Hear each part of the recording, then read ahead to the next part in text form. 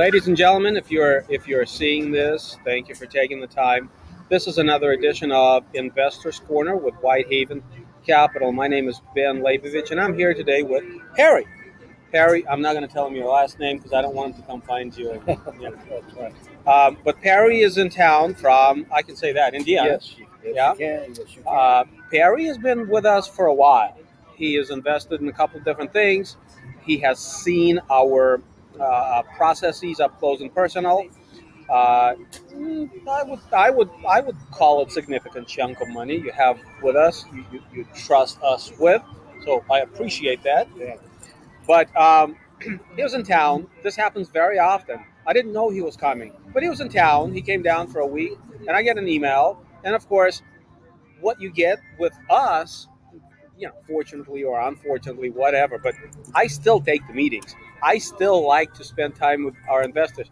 I don't know if every sponsor does this, but I enjoy it, and it's usually one-on-one. We don't really do events like a lot of people don't do that nonsense. So it's been a pleasure. We went to see a few properties, and I just thought I would. And I apologize for the ambient noise. Obviously, we're sitting at Chipotle, just finished our lunch. But it's either this or nothing. And I figured we'll try to record this, and hopefully it works. Maybe I'll move this closer to us. Mike picks up a little bit better. There we go.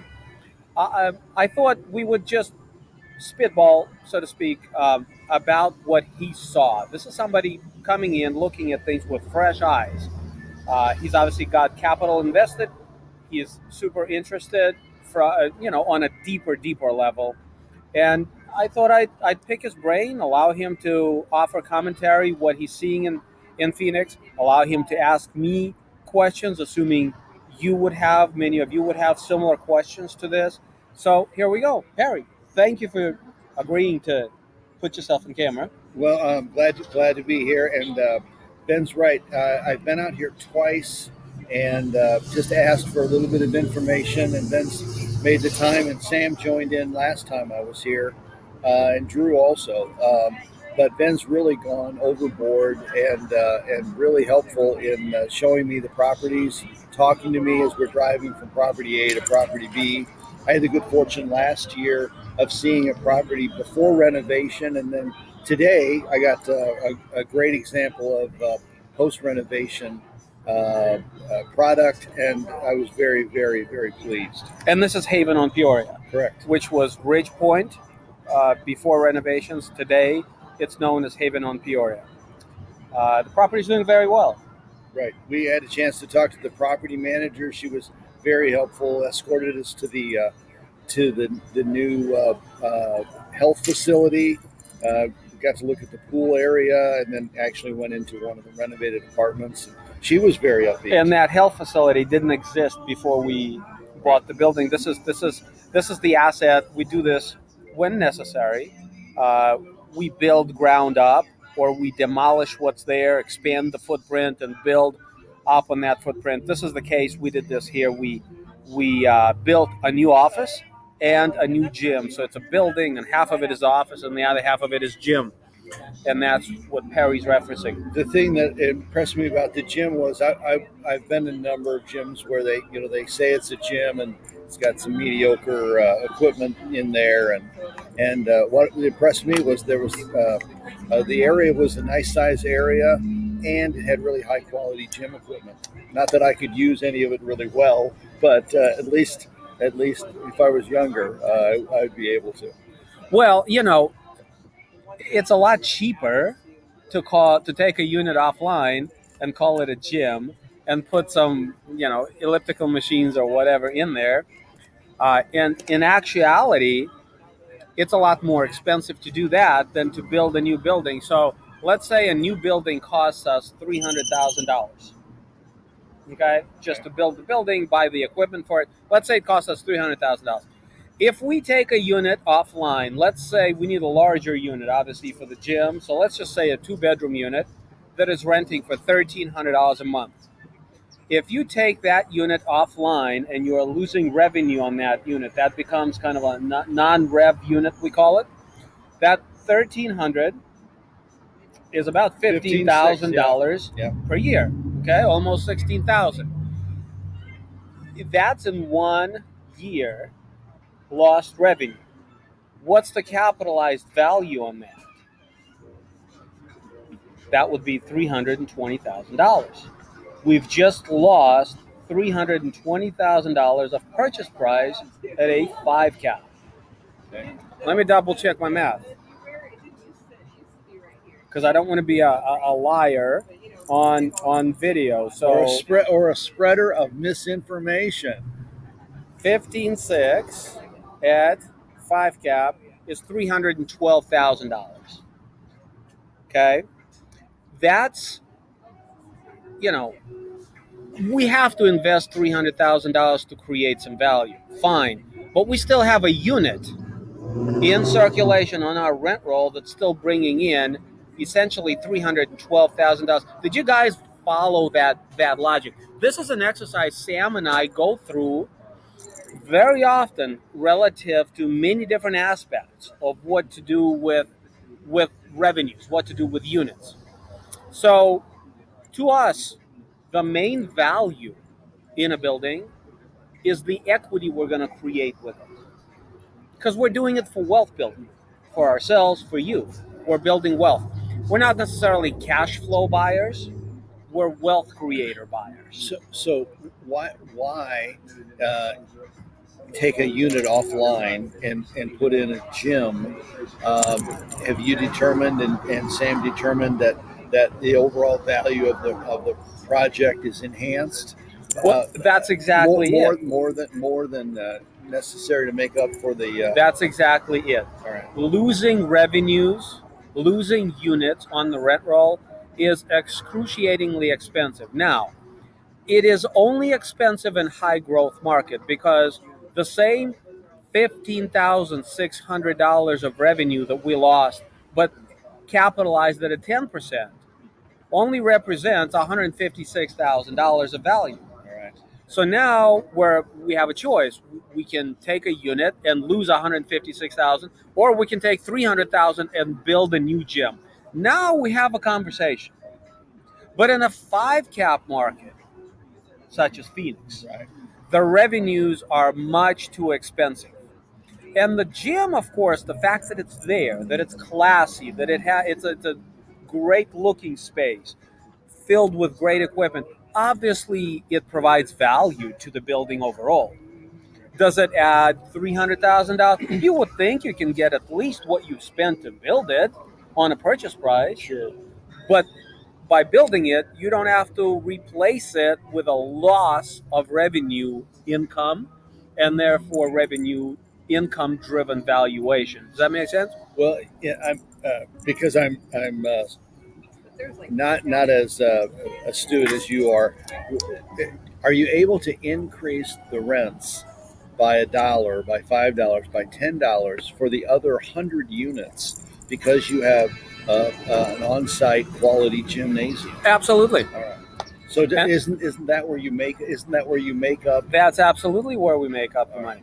I mean, that building, and then at the end when you sell as well. All right. So. That building is by far the highest renting building. She just told us a 2-bedroom, 2-bath is renting for $1,300. I promise you, there's no other assets around here where a 2-bedroom, 2-bath is renting for anything near $1,300. We're getting it because as a whole package, you also saw the interior renovations. You saw the new cabinets, the granite, the overhang. The granite was impressive to me. Nobody's doing it, and so it's a combination of things. What do you think about Phoenix in general? Well, I love it. That's I've been a Florida person most of my life and been out here now about 4 or 5 times and can't wait to come out again. And I have friends in Fort Wayne, Indiana, that's where I'm from, that have bought places out here after visiting 2 or 3 times.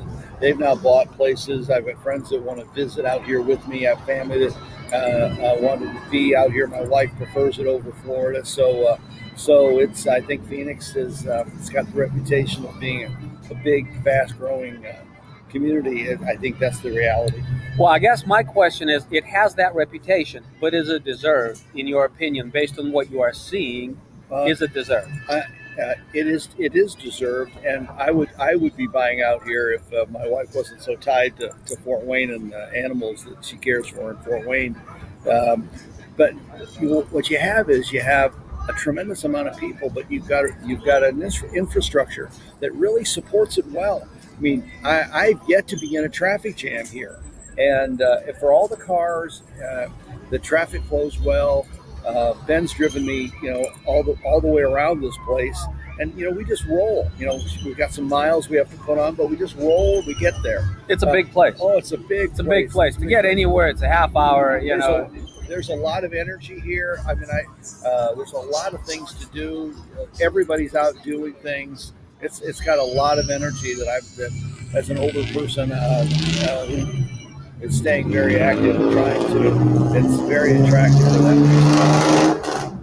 Well, that sounded obnoxious. Apologize again for the ambient noise, you guys.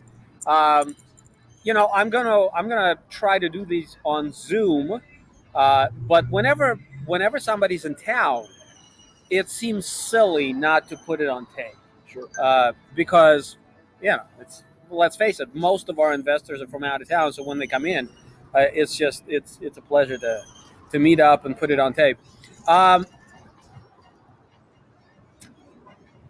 The population growth. Since you're talking about traffic and you're talking about infrastructure, 2019 to 2020, Arizona as a whole grew population about 1.8%. That's not quite 200,000 people. The population of the state of Arizona in its entirety is about 7.5 million, 5 million of which is residing in Phoenix metropolitan statistical area. So Phoenix and the surrounding little towns, incorporated areas and things. Maricopa County, essentially. I don't think I would be lying if I said that in 1 year, this county has added probably close to 150,000 population. And the rest of it elsewhere in the state of Arizona.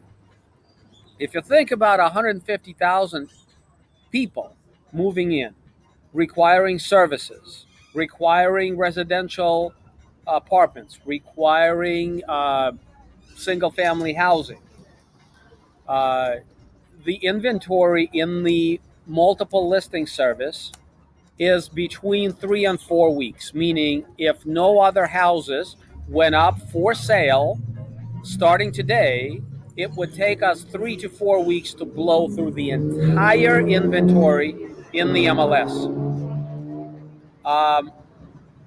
I am very bullish on Phoenix.